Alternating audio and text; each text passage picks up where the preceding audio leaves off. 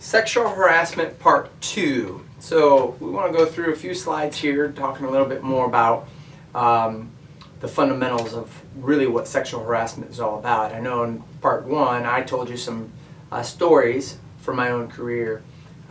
This is more textbook oriented type stuff.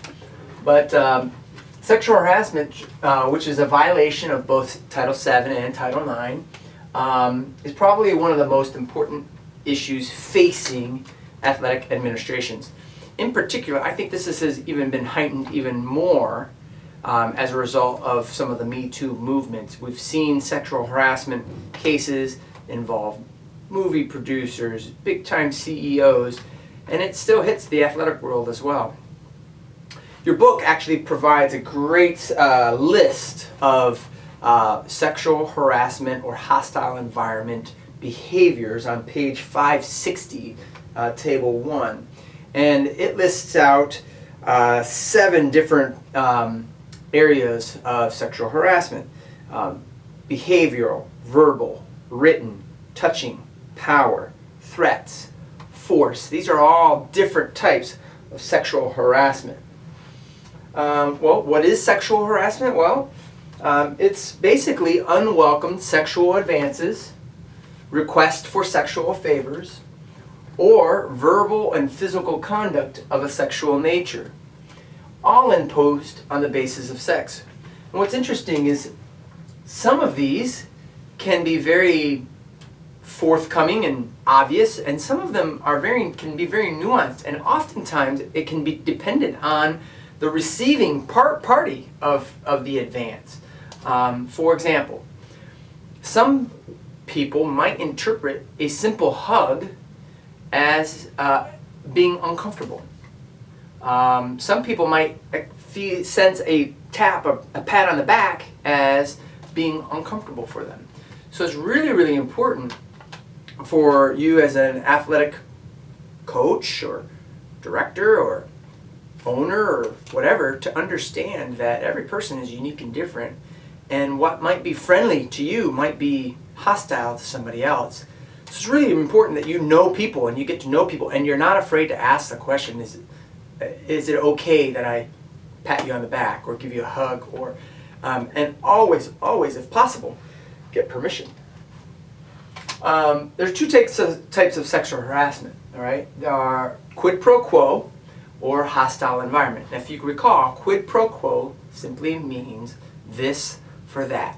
So for example, if you tell a player that, hey, if you do this sexually, whatever it is, for me, I will make you a starter, or I will give you this, or I will do that, I will increase your scholarship, or I will whatever, right?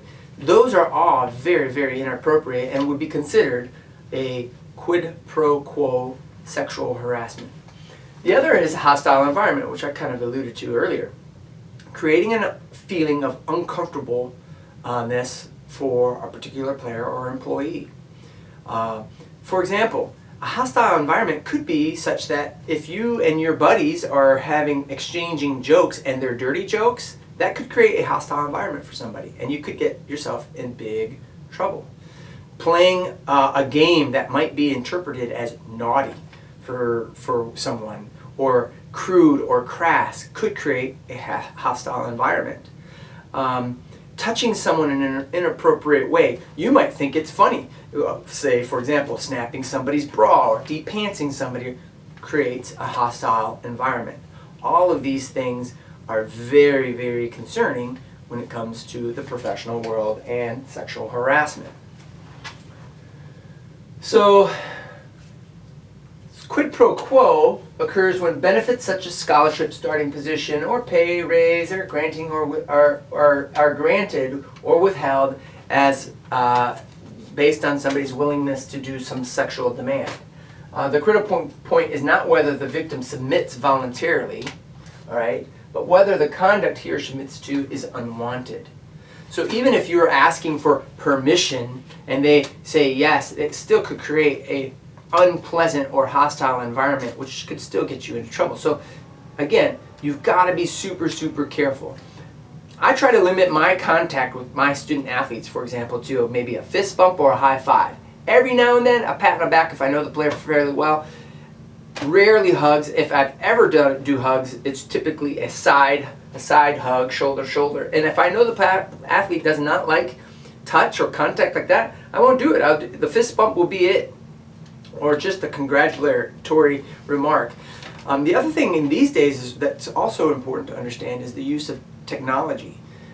Some players may feel it very awkward for you to text them out of the blue with praises. They may feel very uncomfortable with that. And especially if those praises go beyond just the simple, hey, you did a great job at the game last night, and you start talking about external other material.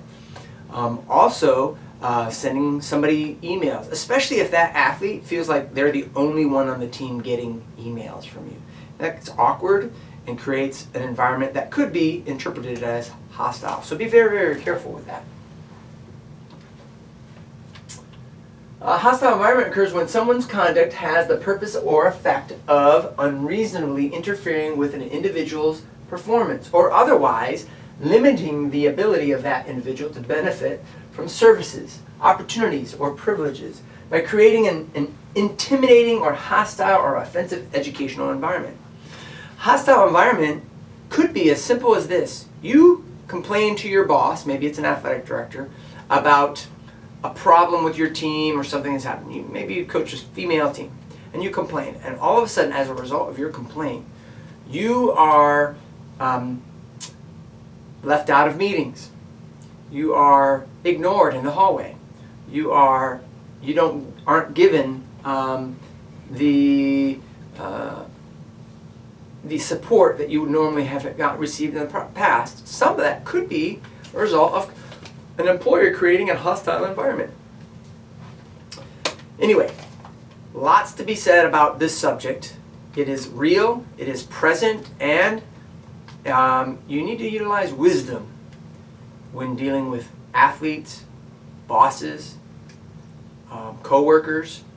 You need to be careful that even if it's a friendly remark, could be interpreted as a flirting.